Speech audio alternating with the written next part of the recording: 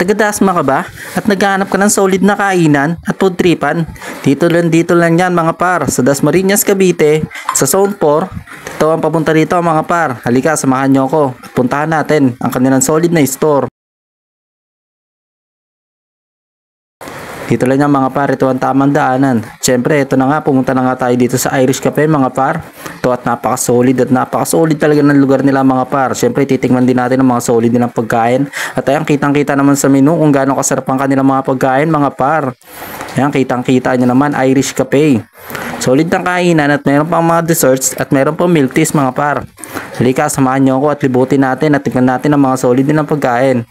Talagang swak sa budget at patok sa masa. Kitang-kita nyo ng mga par, lugar pa lang. Talagang solid na, payapa. Pwede nyo isama rito yung mga jowa at kabit nyo mga par. Kaso baka mahuli kayo ng misis mo. Char lang.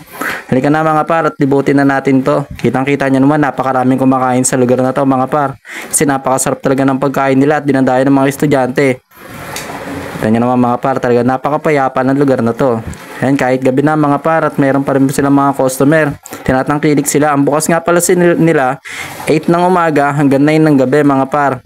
Ayan o, kita nyo naman yung mga menu nila mga par. Sulit sa budget.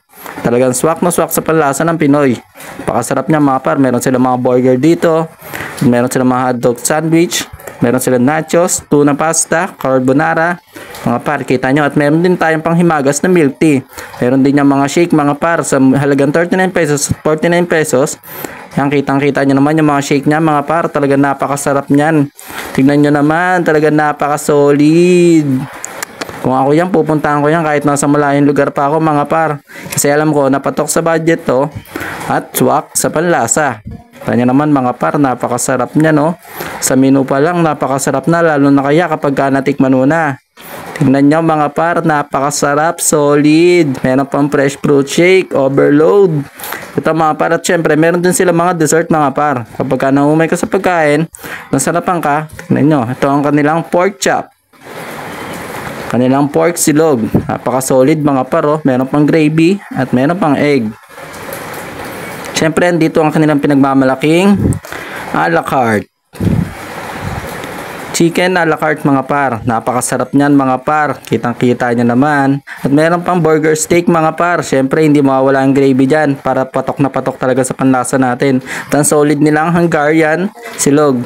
Tingnan nyo naman mga par oh. Napakasarap niyan. Kitang-kita nyo naman kung gaano ka solid. Syempre ang kanilang hot silog na common na pero napakasarap pa para sa kanila mga par. Kitang-kita nyo naman, napakalinis pa ng serving nila. At ang kanilang Shanghai silog mga par, napakasarap. Kitang-kita nyo naman, napakahaba pa, talagang solid. Sulit ang bayad mo.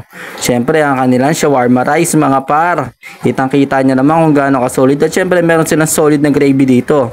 Pre-gravy na mga par. At masarap pa sa gravy ng Jollibee. Char lang, baka magalit si Jollibee. Ayan, kitang-kita naman mga par, oh, napakainit pa, kumukulo. At meron pa sila ditong white sauce mga par.